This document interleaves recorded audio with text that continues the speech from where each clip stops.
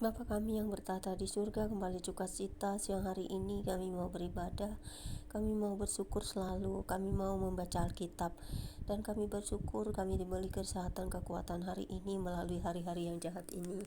Tapi kami percaya di dalam kegelapan ada terang, di dalam kegelapan ada cahayamu, dan di dalam kegelapan ada Tuhan Yesus yang selalu menerangi hati dan jiwa kami.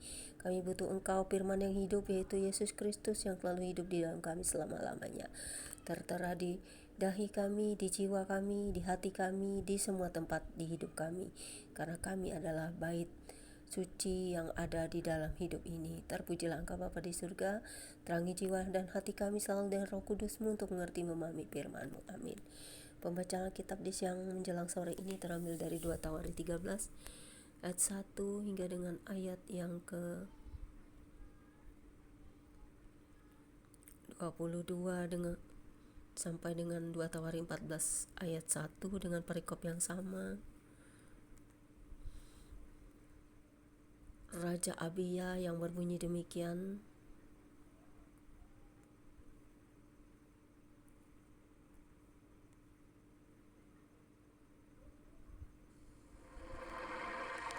Dalam tahun ke-18 zaman Raja Yerobeam menjadi Raja Abia atas Yehuda. 3 tahun lamanya ia memerintah di Yerusalem. Nama ibunya ialah Mikaya, anak Uriel dari Gibea. Dan ada perang antara Abia dan Yerobeam.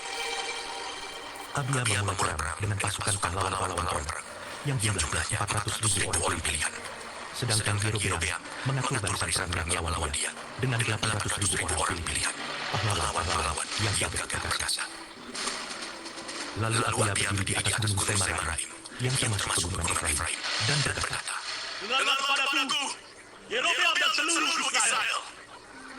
Tidakkah kamu tahu bahwa Tuhan Allah Israel telah memberikan kuasa kerajaan atas Israel kepada Daud dan anak-anaknya untuk selama-lamanya dengan suatu perjanjian garam.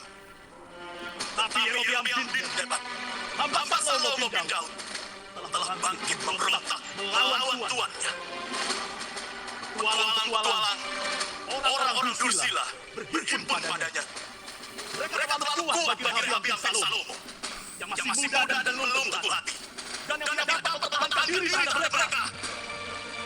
Tentu kamu menyangka bahwa kamu dapat mempertahankan diri terhadap kerajaan Tuhan yang dipegang keturunan Daud. Karena jumlah kamu besar, dan karena pada kamu ada anak lembu emas yang dibuat Yerobeam untuk kamu menjadi Allah.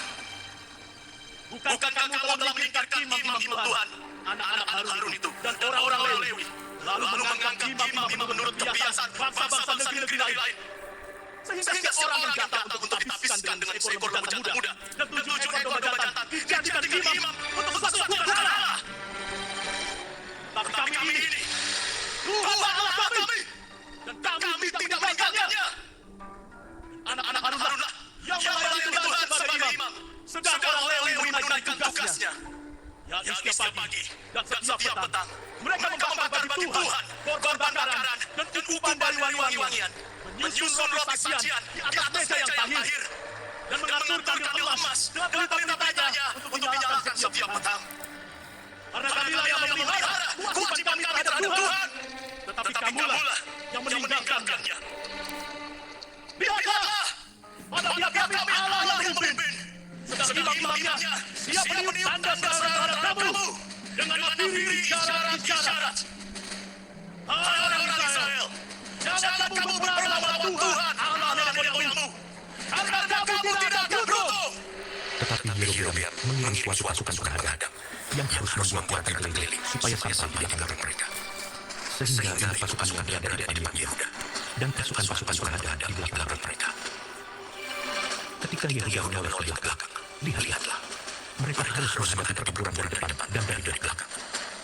Mereka berteriak kepada Tuhan, sedang para imam menyebutkan diri, dan orang-orang Yehuda memikirkan kaki perang.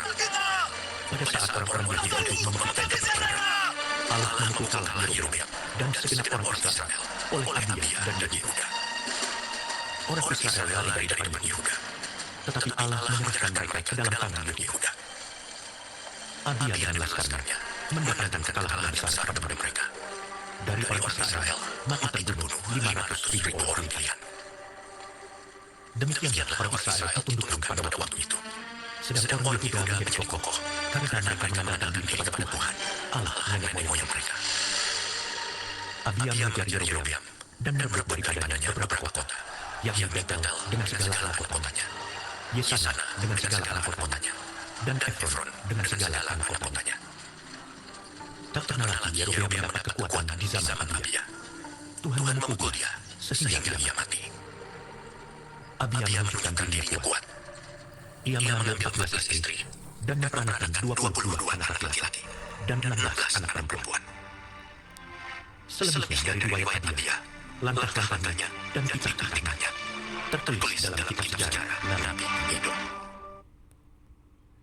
Kemudian Abia mendapat perhentian bersama-sama dengan nenek moyangnya, dan ia dikuburkan di kota Daud. Maka Asa anaknya menjadi raja menggantikan dia.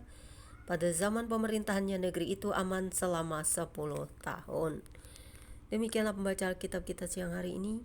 Berbahagialah kita yang mendengarkan firman Tuhan serta memelihara dan melakukannya, serta merenungkannya, dan kita akan tetap menjadi pelaku-pelaku firman di dalam kehidupan hingga hari ini.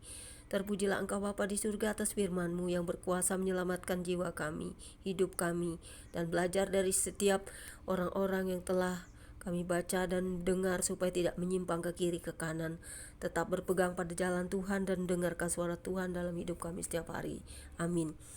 Tuhan Yesus memberkati. God bless you all. Jangan lupa subscribe. Terima kasih. God bless.